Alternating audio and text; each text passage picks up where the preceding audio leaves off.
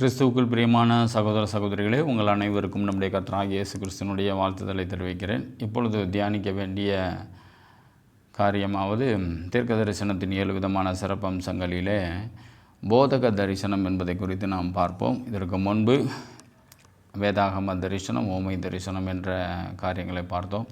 எனவே இப்பொழுது நாம் போதக தரிசனத்தை குறித்து பார்ப்போம். பொதுவாகவே போதகர்களை நாம் கனம் பண்ணுவதற்கு முன்பு அவர்கள் நன்கு படித்தவர்களா, அல்லது வயதில் முதிர்ந்தவர்களா, அல்லது ஐஸ்வர்யத்தில் மேலானவர்களா என்பதை நாம் பார்க்கிறோம். ஆவிக்குரிய விஷயங்களிலே அவர்கள் ஆவிக்குரிய வரம் பெற்றவர்களா என்பதை நாம் போதுமான அளவிற்கு பார்ப்பதில்லை. இந்த வசதி, படிப்பு, வயது இது இருந்தாலே ஆவிக்குரிய வரம் பெற்றவர்களாக நாம் நினைப்பது உண்டு. எனவே போதகர்கள் எளியவர்களாக இருப்பார்களானால், அதாவது ஐஸ்வர்யத்தில் பின்தங்கினவர்களாக இருப்பார்களானால் அவர்களை நாம் கனம் பண்ணுகின்ற மனநிலை அவசியம். அது முதிர்ந்த வயதாக இருக்கட்டும் அல்லது இளம் வயதாக இருக்கட்டும், அவர்களுக்கு நாம் கொடுக்க வேண்டிய கனத்தை கொடுப்பது அவசியம். அப்பொழுது தான் அவர்கள் உபதேசம் நம்மளுடைய இருதயத்தில் பதியும்.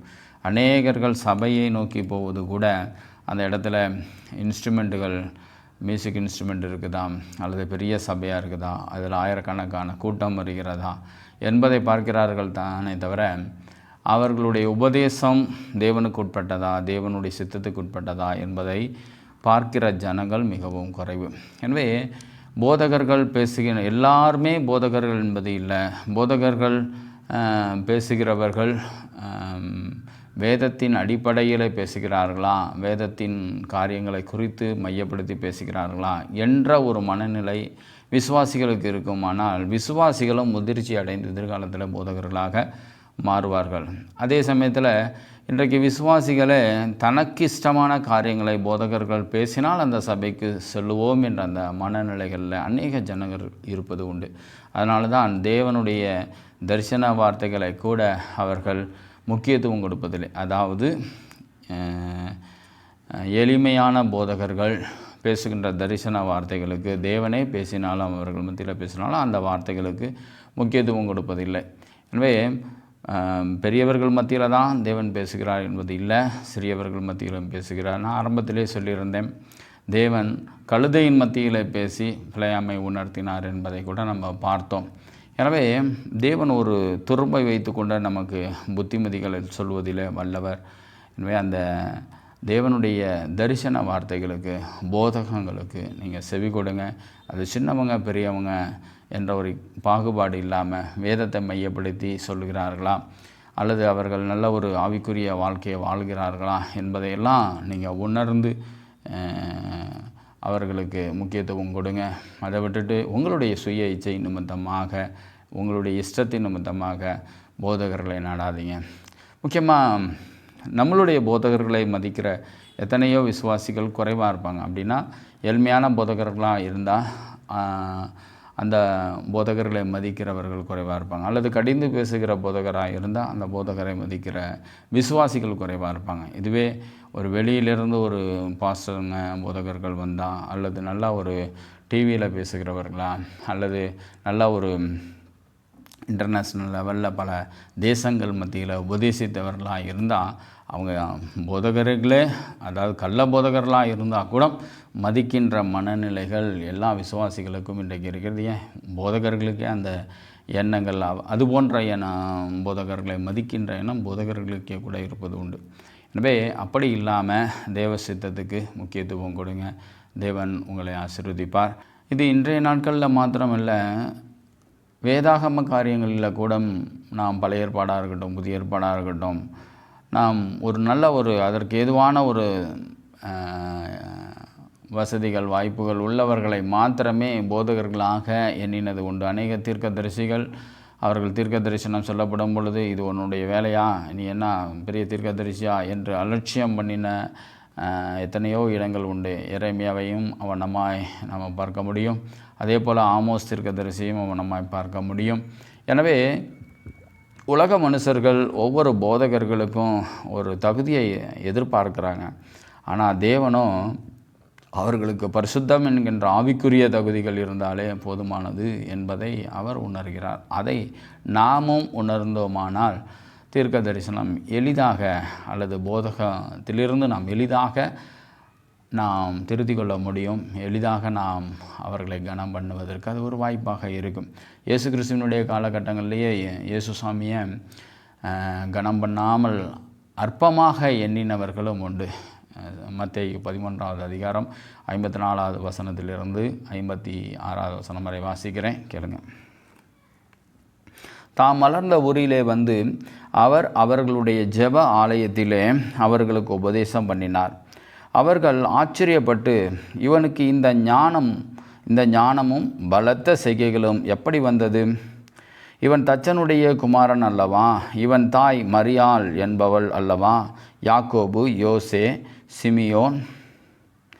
சீமோன், யூதா என்பவர்கள் இவனுக்கு சகோதரர் அல்லவா? இவன் சகோதரிகள் எல்லாரும் நம்மிடத்தில் இருக்கிறார்கள் அல்லவா?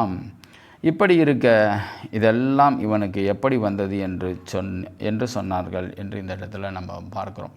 அப்போ அந்த நேரங்களில் இவரை ஒரு அற்பமாக இவனுடைய தொழில் ஒரு ஊழியம் செய்கிற தொழில் இல்லையே, இவன் தச்சனுடைய குமாரன் என்கிறதை குறித்தும் அவர்களுடைய சகோதரர்களையும் சகோதரிகளையும் அவர்களுடைய நிலைமைகளையும் யோசித்து இயேசுவினுடைய உபதேசத்தை குறித்து ஒன்று ஆச்சரியப்பட்டார்கள்.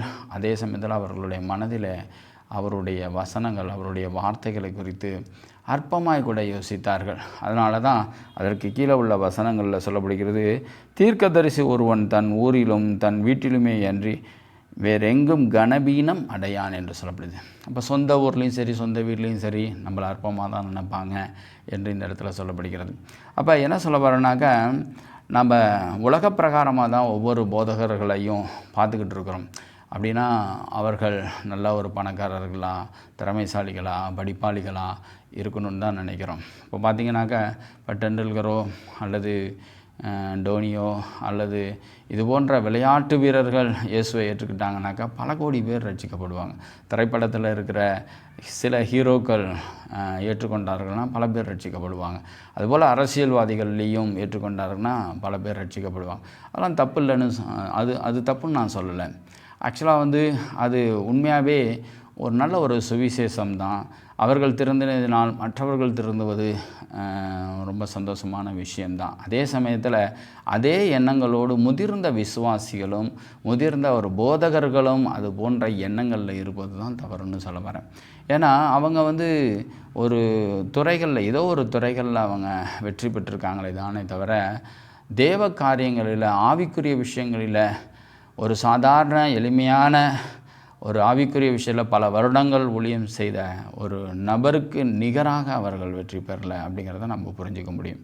எந்த ஒரு நம்மளுடைய அறிவாற்றல் எப்படி இருக்கணும்னு சொல்ல வரோம் அப்படின்னா, ஒரு துறைகளில் ஒருத்தங்க வெற்றி பெற்றிருக்காங்கன்னு சொல்லப்படும் பொழுது அவர்களை நாம் மதிக்கலாம், அவர்களை கனம் பண்ணலாம். ஆனால் வேறொரு துறைகளில் வைத்து அவர்களை கம்பேர் பண்ணி அவர்களை நாம் உயர்த்தி வைப்பது அது தேவையற்ற ஒரு காரியமாக இருக்குது.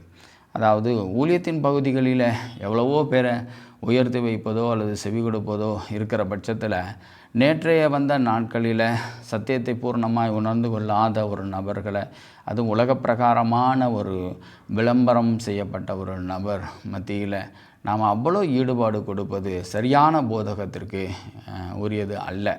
அவர்களுக்கு கொடுக்க வேண்டிய கனத்தை மரியாதை கொடுக்கலாம், தப்பே கிடையாது. ஆனால் நம்மளுடைய போதகர்களுக்கு அல்லது கிராம ஊழியக்காரர்களுக்கு அல்லது மலைவாசி ஊழியக்காரர்களுக்கு கொடுக்க வேண்டிய கனத்தையும் நாம் கொடுப்பது அவசியம். அவர்களை அற்பமாய் எண்ணுவது தவறு என்று இந்த இடத்துல சொல்கிறேன். எனவே போதக தரிசனம் யார் மத்தியிலிருந்து கூட வெளிப்படலாம். எனவே போதகர்களை கனம் பண்ணுங்க, போதகர்களுக்கு முக்கியத்துவம் கொடுங்க, அற்பமாக எண்ணாதீங்க. உயர்தரமான போதகர்கள் என்று சொல்லுகின்ற உலக பிரகாரமான வளர்ச்சியில் இருக்கிறவர்களை மாத்திரம் கனம் பண்ணுவதை விட்டு அடிப்படையில் வசதியற்று காணப்படுகின்ற இந்த பூமிக்குரிய ஆதாயத்தை தேடாமல் தேவ தரிசனத்தை தேடுகின்ற போதகர்களையும் நீங்கள் கனம் பண்ணுங்கள். அது நிச்சயமாக பரலோக ராஜ்யத்துக்கு வழிவாசலை திறந்து கொடுக்கும் என்று விசுவாசிக்கிறேன். அவனமாய் செயல்படுங்க. அடுத்ததாவது இந்த போதகத்திலேயே 7 விதமான போதக தரிசனங்களை குறித்து இப்பொழுது நம்ம பார்க்கலாம். அதாவது தனித்துவ போதக தரிசனம், வேதாகம போதக தரிசனம், உவமை போதக தரிசனம், சொப்பன போதக தரிசனம், நிழலோட்ட போதக தரிசனம், தேவ வார்த்தையின் போதக தரிசனம், முகமுகமான போதக தரிசனம் என்று 7 விதமாக பிரிக்கலாம். இதில் நாம் வேத எழுத்துக்களின் போதக தரிசனத்தையும் உவமை போதக தரிசனத்தையும் இதற்கு முன்பே பார்த்தோம். இப்பொழுது தனித்துவ போதக தரிசனத்தை குறித்து நாம் பார்க்கலாம்.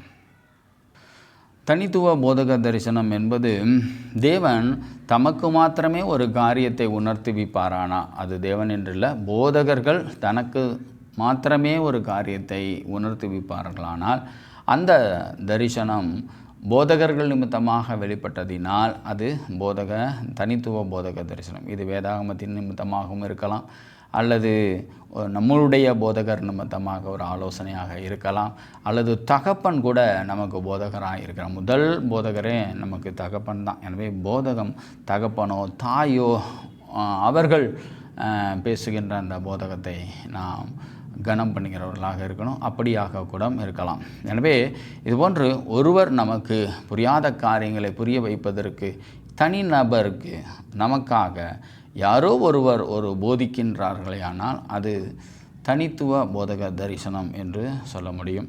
இதை குறித்து நாம் 1 ராஜாக்கள் 2வது அதிகாரம் 1 - 10 வரை சொல்லப்படுகிறது.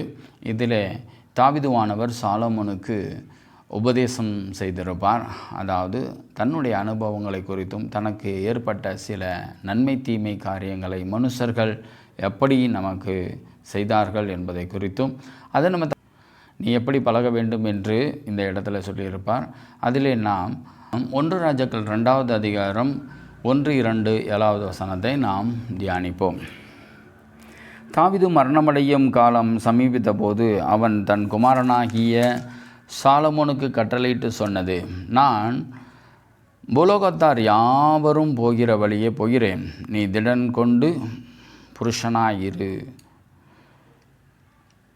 என்பதை குறித்து 7வது வசனத்திலே கிலியாத்தியனான பர்சிலாவின் குமாரனுக்கு தயை செய்வாயாக, அவர்கள் உன் பந்தியிலே சாப்பிடுகிறவர்களுடன் இருப்பார்களாக, உன் சகோதரனாகிய அப்சலோமுக்கு முன்பாக நான் ஓடி போகையில் அவர்கள் என்னை ஆதரித்தார்கள் என்று இந்த இடத்துல சொல்லப்படுகிறது.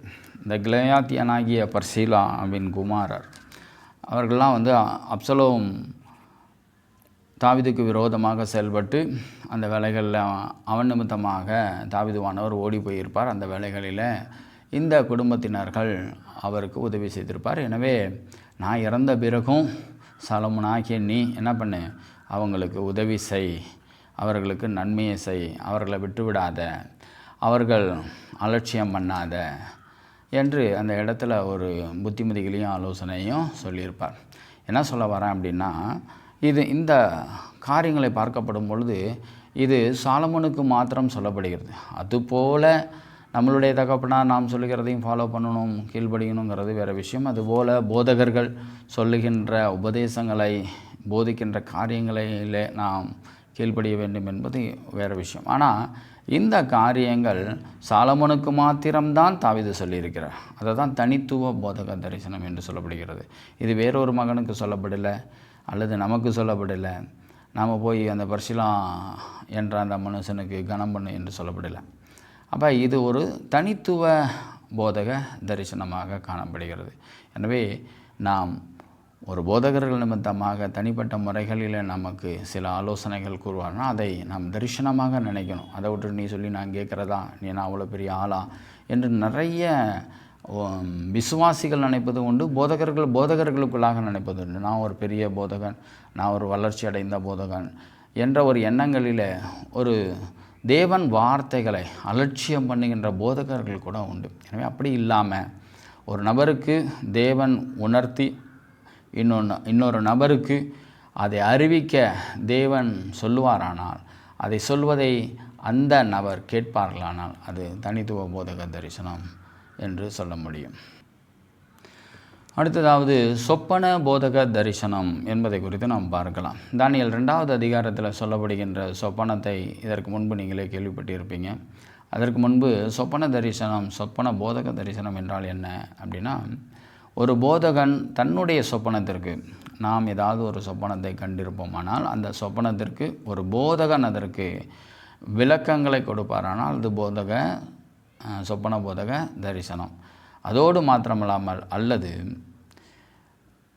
அந்த போதகர் நம்மை வைத்து வேறு ஒரு சொப்பனத்தை கண்டு அதை குறித்து போதிப்பாரானாலோ அல்லது வேதத்தில் உள்ள சொப்பனத்துக்கு விளக்கம் கொடுப்பாரானாலோ அதெல்லாம் சொப்பன போதக தரிசனம் என்று சொல்ல முடியும்.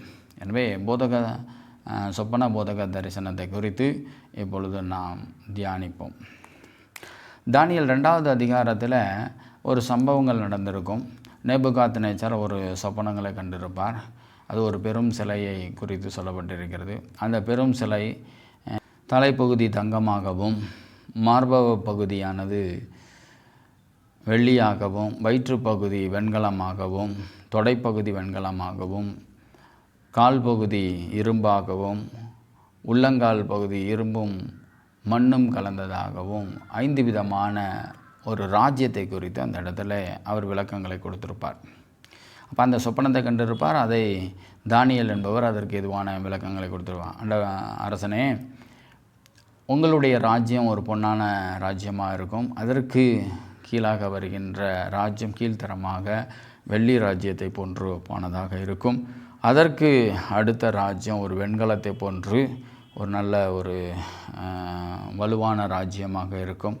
அதற்கு அடுத்த 4வது ராஜ்யம் இரும்பு ராஜ்யத்தை போன்று காணப்படும். அடுத்த 5வது ராஜ்யம் இரும்பும் மண்ணும் கலந்த ஒரு ராஜ்யமாக இருக்கும். அதாவது அந்நியர்கள் அந்த ராஜ்யத்துக்குள்ளாக அவர்கள் சேர்ந்து அவர்களுடைய இருதயத்தை கலங்கடிப்பார்கள் என்றெல்லாம் சொல்லப்பட்டிருக்கும்.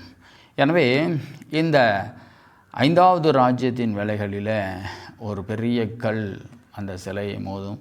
அது எல்லாம் தூள் தூளாக போகப்படும் என்று சொல்லப்படுகிறது.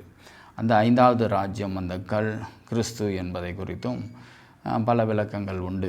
எனவே அந்த ராஜ்யத்தின் வேலைகளில் எல்லா ராஜ்யமும் சிதறடிக்கப்படும், அந்த 5வது ராஜ்யத்தின் நிமித்தமாக சிதறடிக்கப்படும் என்று அந்த கனவுகளை குறித்து அவர் விளக்கங்களை கொடுத்து போதித்திருந்திருப்பார்.